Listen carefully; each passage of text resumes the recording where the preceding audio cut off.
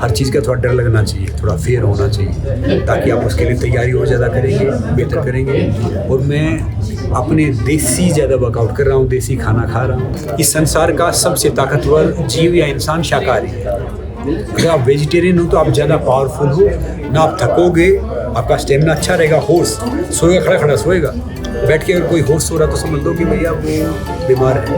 पिछला तुक्का लग गया था, अब की बार देखेंगे कि वहाँ पे क्या स्ट्रेटेजी है, क्या मौसम है, क्या चीज़ें हैं।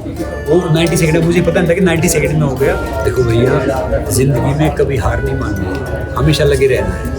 और हमारी हार वो नहीं है कि भैया दुनिया में नहीं पहचानती, हमारी हार वो है कि हम खुद को नहीं पहचानते। हमारे साथ है संग्राम जी, जो किसी परिचय के मोहताज नहीं है। रोहतक से एम्स्टर्डम पहुंच चुके हैं। फिलहाल LFL में आपकी पहली फाइट है, इसको लेकर जो पहला रिएक्शन है, तब कैसा फील कर रहे हैं? LFL में पहली फाइट और मैं इसके लिए बहुत एक्साइटेड भी हूँ और बहुत नर्वस भी हूँ। पर कहते हैं ना कि हर चीज़ का थोड़ा डर लगना चाहिए, थोड़ा फेयर होना चाहिए, ताकि आप उसके लिए तैयारी और ज़्यादा करेंगे, बेहतर करेंगे। और मैं अपने देसी ज़्यादा वर्कआउट कर रहा हूँ, देसी खाना खा रहा हूँ और नेचुरल चीज़ों से ग्रो कर रहा हूँ, तो इसलिए मैं लुक आउट कर रहा हूँ इसको। और ये फाइट इतनी टफ होती है, दुनिया भर में इसके लिए तैयारियां होती हैं। आप एक वेज होकर कैसी तैयारियां, ये सबसे एक मुश्किल है प्रोटीन को लेकर। हमारा हाथी से दोनों से बड़ा पता चला इंडियन गर्ल्स देख के।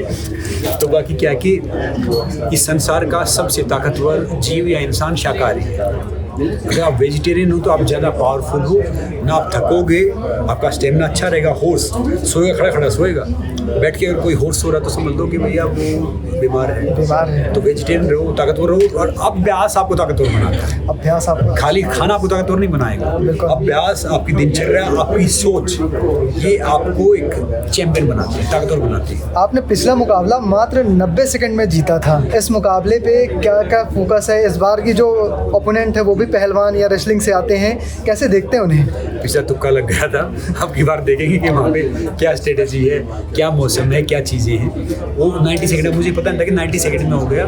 मेरा मानना था कि भाई वो मेरे एक नूर से नीचे आ गया, तो मैंने सोचा कि भाई अब ख़त्म कर लो, उठ गया फिर पीटेगा। तो इसलिए वो 90 सेकंड में तुक्का लगा, ख़त्म हो गया। बाकी कोशिश करें कि अगर वो कोई मूव में ऐसे आता है तो मैं कोशिश करूँगा कि वो ख़त्म हो जाए, क्योंकि मैं इतना एक्सपर्ट पंचीज़ में या किक में वो एक्सपर्ट फाइटर नहीं। आप लोग चोक करके या फिर कहते हैं नॉकआउट पे? नॉकआउट जैसे हम रेसलिंग में दाव में लगाते थे खेल में, उसमें कोई फंस गया तो फिर इंसान सरेंडर कर देता है।